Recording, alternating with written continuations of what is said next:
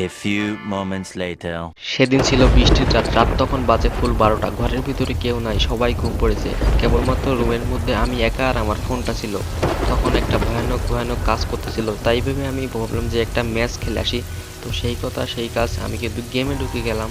আর গেমে ঢুকে দেখো মানে আমি ভাবতেও পারিনি এই দিনটা আমার জন্য এতটা ভয়ঙ্কর ছিল। আর এখানে গেমের লোডিং নিতে নিতে কিন্তু দেখতে পাচ্ছ এক সময় কিন্তু গেমের স্ক্রিনে চলে আসে। আর এখানে কিন্তু আমি ক্লাসিক ম্যাচটা সিলেক্ট করে কিন্তু স্টার্ট দিয়ে দিই। আর স্টার্ট দিয়ে দেওয়ার পরে এখানে কিন্তু মানে যে একটা কাহিনী হয় এটা দেখে কিন্তু তোমাদের গা পুরো শিউরে যাবে। আর এখানে কিছুক্ষণ লোডিং নেওয়ার পরে কিন্তু আমরা ম্যাপে চলে আসছি। আর ম্যাপে চলে আসার পরে কিন্তু আমরা ভাবলাম যে আমরা কবরস্থানে ল্যান্ড করবো। তো সেইভাবে কিন্তু আমরা কবরস্থানের দিকে চলে যাচ্ছিলাম।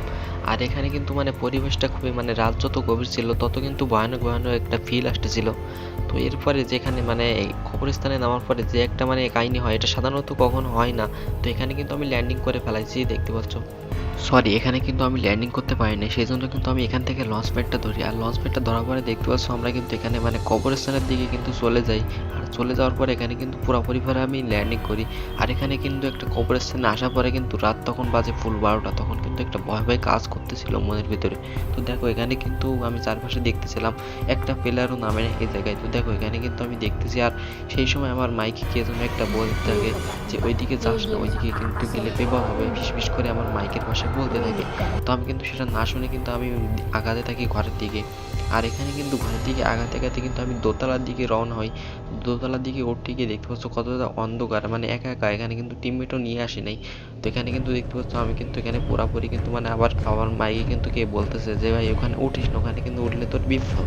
কিন্তু সেটা আমি পাত্তা না দিয়ে আমি ভাবলাম আমার মনের ভুল, সেটা পাত্তা না দিয়ে আমি কিন্তু উপরের দিকে উঠতে থাকি। আর উঠার সময় দেখো ভাই আমার ফোন কতটা ল্যাগ করতেছে, মানে অনেক ল্যাগ করতেছে। তো দেখো ল্যাগ করতে করতে কিন্তু একসময় আমার ফোনটা মানে অফ হয়ে যায় গেমটা। আর অফ হয়ে যাওয়ার পর ভাই এখানে কিন্তু আমি এলিমিনেট হয়ে যাই।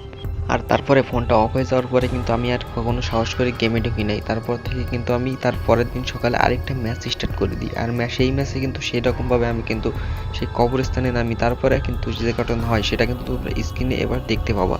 The next day.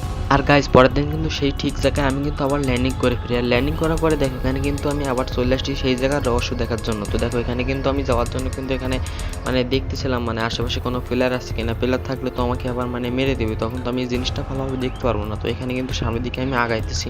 তো আগাতে আগাতে কিন্তু একসময় মানে আমার ঘরের উপরে ওঠা মানে আর সাহসটাকে আর ছিল না। তো এখানে কিন্তু পাশে একটা কবরস্থান ছিল, সেখান থেকে মানে একটা আওয়াজ আসতেছিল কিসের জন্য, সেরকম আওয়াজ মানে আমার মাইকে যেরকম কালকে মানে যেরকম 12টার পরে যেরকম একটা আওয়াজ আসতেছিল সেই আওয়াজটা আসতেছিল। তো সেটা শুনে কিন্তু আমি কবরস্থানের দিকে যাই। আর গাইজ আমি ভাবলাম এখান থেকে আওয়াজ আসতেছে, সেই জন্য এখানে এসে আমি দেখি কোনো আওয়াজ নাই। তারপর এখানে দেখতে পাচ্ছ সে কালকে রাতের মতো আমার ফোনে আবার ল্যাগ করা শুরু করে। তারপরে ভাই যে কাহিনীটা হয় মানে আবার কিন্তু আমার ফোন গেম থেকে কেটে যায়। তো তারপর সঙ্গে সঙ্গে কিন্তু আমি রিকানেক্টিং করে ঢুকে দেখি আমার ক্যারেক্টার কবরস্থান করে শুয়ে আছে। ভাই রে ভাই, মানে এটা কি ভয়ানক ছিল দেখো। তারপরে কিন্তু আমি আর রাত 12টার পরে কিন্তু কোনোদিন গেমে ঢোকার সাহস পাইনি। তো গাইস আজকের ভিডিও এই পর্যন্ত, আশা করি তোমাদের কাছে ভালো লাগছে। তো অবশ্যই কিন্তু তোমরা কমেন্টে জানাবা যে তোমাদের সঙ্গে এরকম কাহিনী কখনো হয়েছিল কিনা। তো আমাদের এরকম গল্প পেতে কিন্তু অবশ্যই আমাদের চ্যানেলটাকে সাবস্ক্রাইব করে আমাদের পাশে থাকবেন। তো আল্লাহ হাফেজ, সবাই ভালো থাকবেন।